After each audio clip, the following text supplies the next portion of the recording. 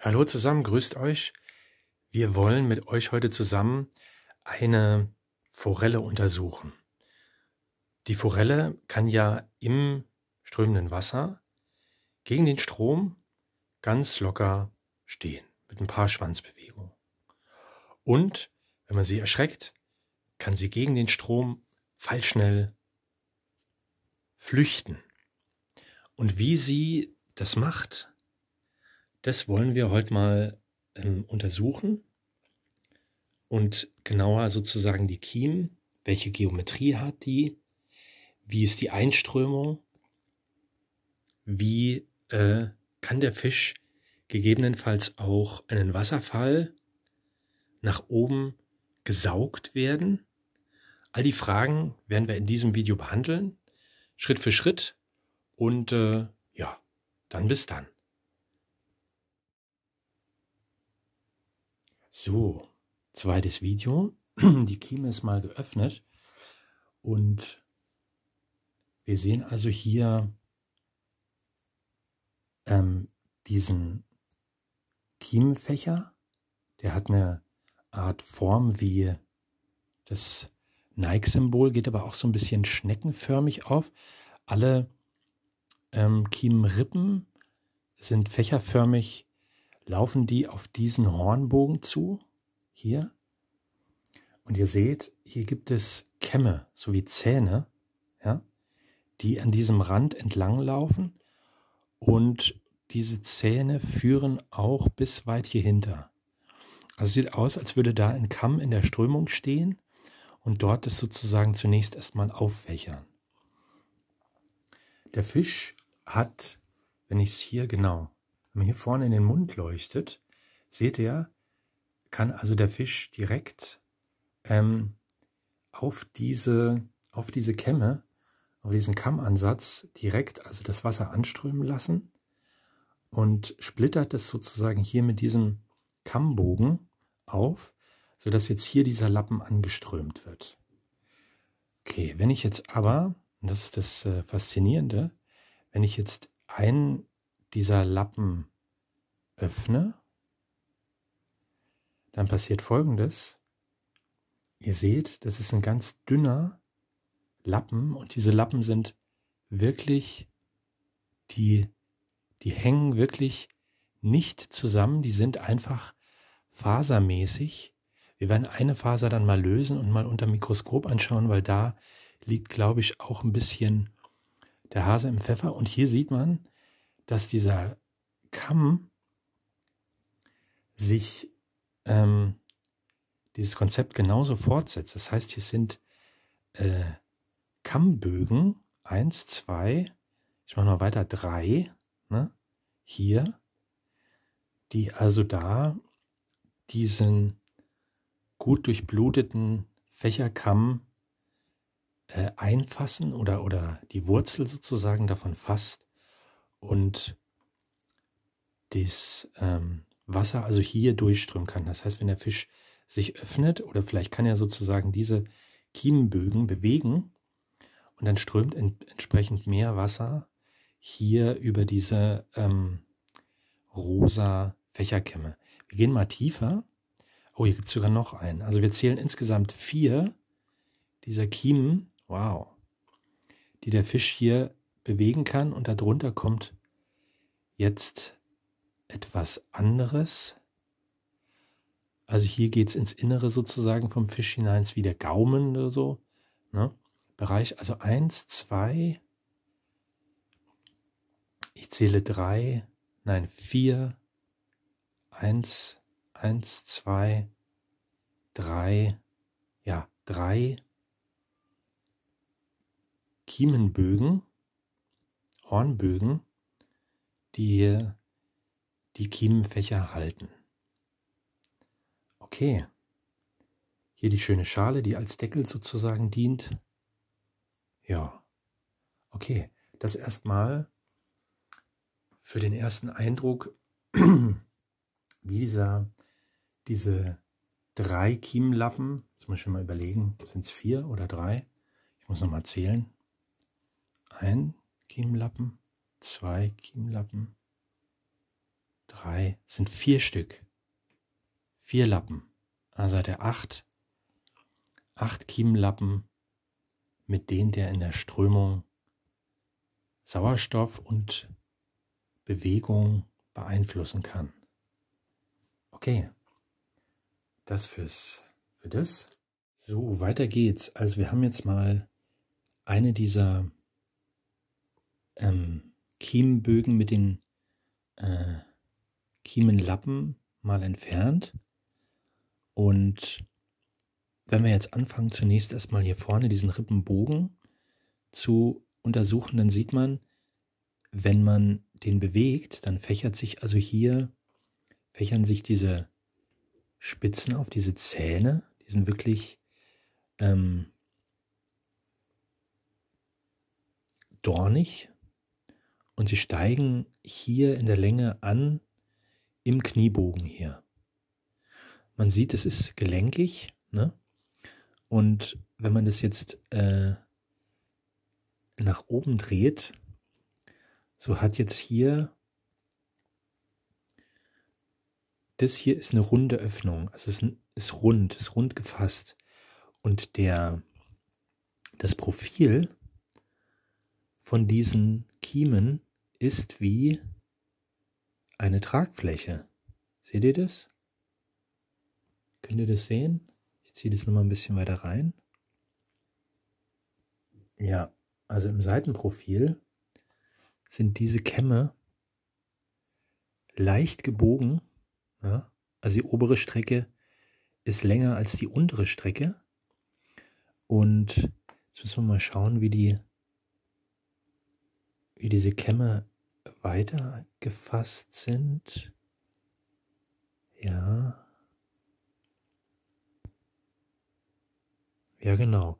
Und die Kämme stehen aber quasi hier oben ab. Also seht ihr das? Die ist dafür da, die Strömung oberhalb wieder zu bremsen. Also ich glaube da auch einfach auch nochmal, also wenn jetzt die Strömung von, machst du die scharf? Geht es? Vielleicht gehe ich noch ein bisschen höher, dann kann die Kamera sich leichter tun. Okay. So, ich nehme es nochmal auf.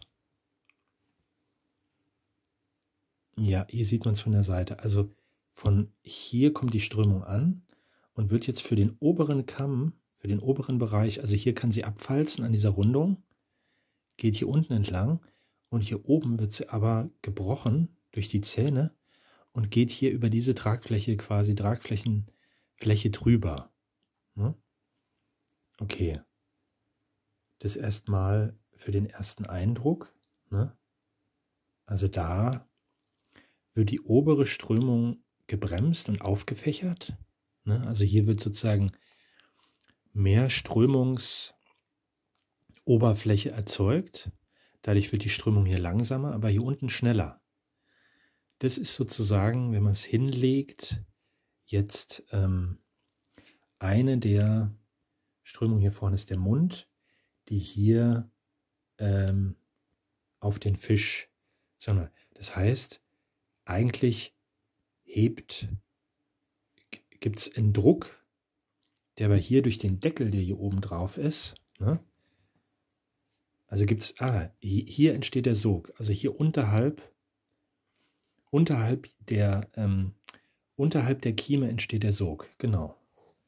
Unterhalb der Kieme steht der Sog, weil hier die Strömung schneller sozusagen läuft, dadurch ist sozusagen und hier oben ist die Verwirbelung stärker oder die Auffächerung besser gesagt. Genau. So. Was man jetzt schön sehen kann, ich denke, die Kamera fängt das schön ein, dass dieses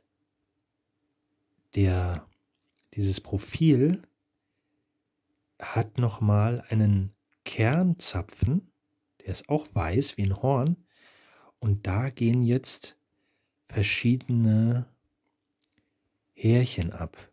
Also ich nehme mal so einen Dorn, das scheint wie wirklich ein Dorn zu sein, ja, und da gehen jetzt hier 1, 2, 3 Fasern ab. Das verstehe ich noch nicht ganz. Das muss man dann nochmal feiner sezieren und schauen.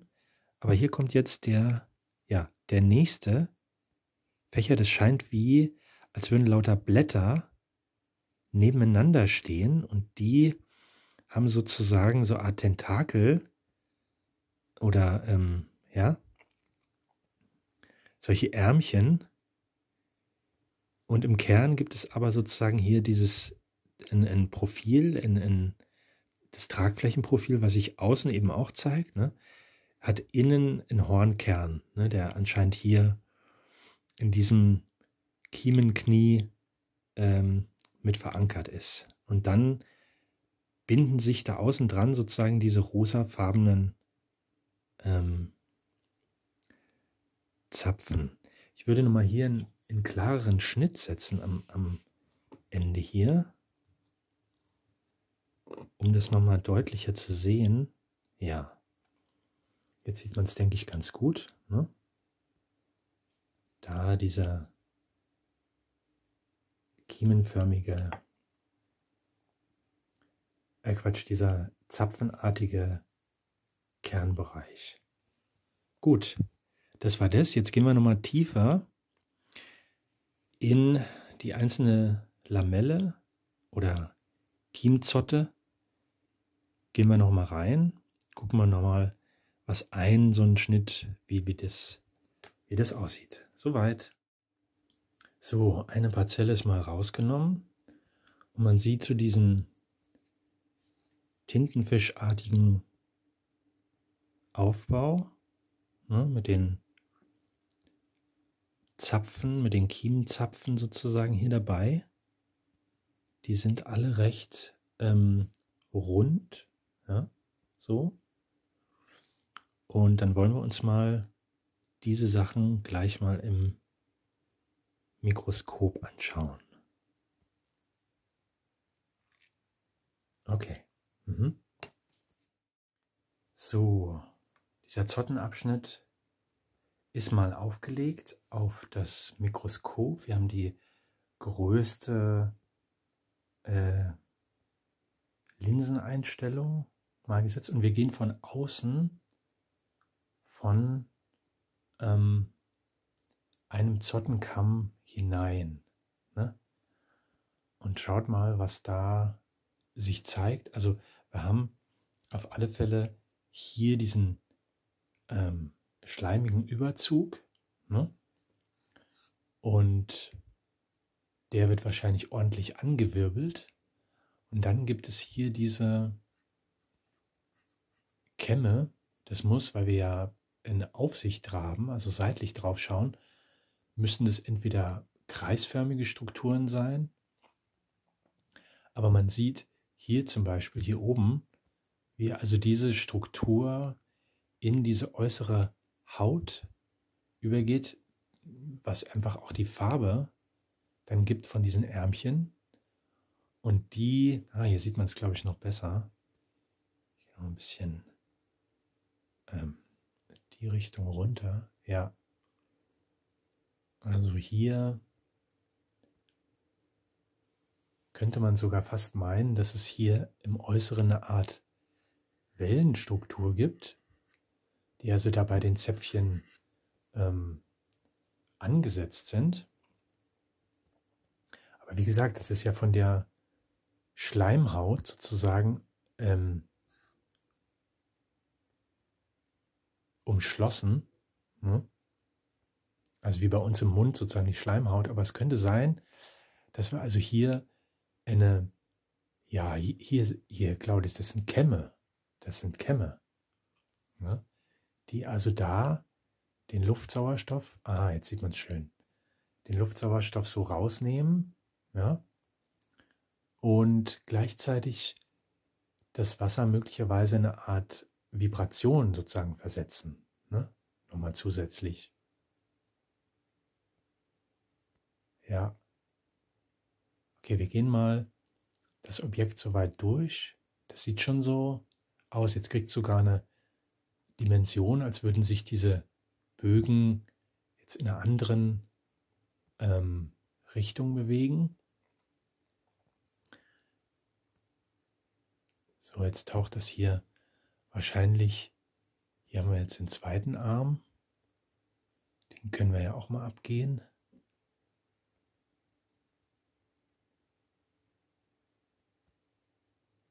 Ja, da sieht man, wie wieder diese Struktur sich bis ins Äußere, in die Schleimhaut halt reinbewegt und hier diese leichte Wellenstruktur,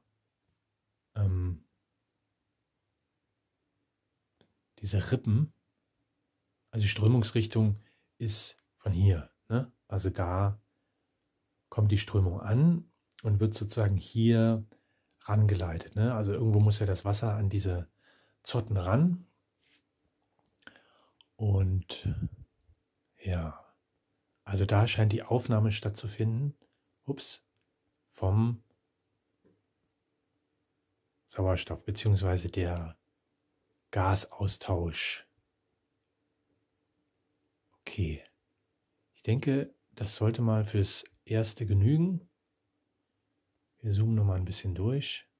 Nee, gibt es nichts mehr Besonderes. Gehen wir wieder nochmal zurück.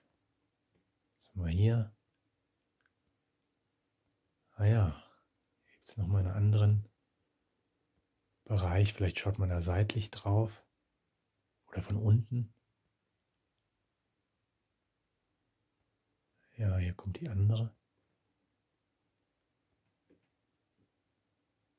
Ah ja, schön. Hier kann man es nochmal gut sehen.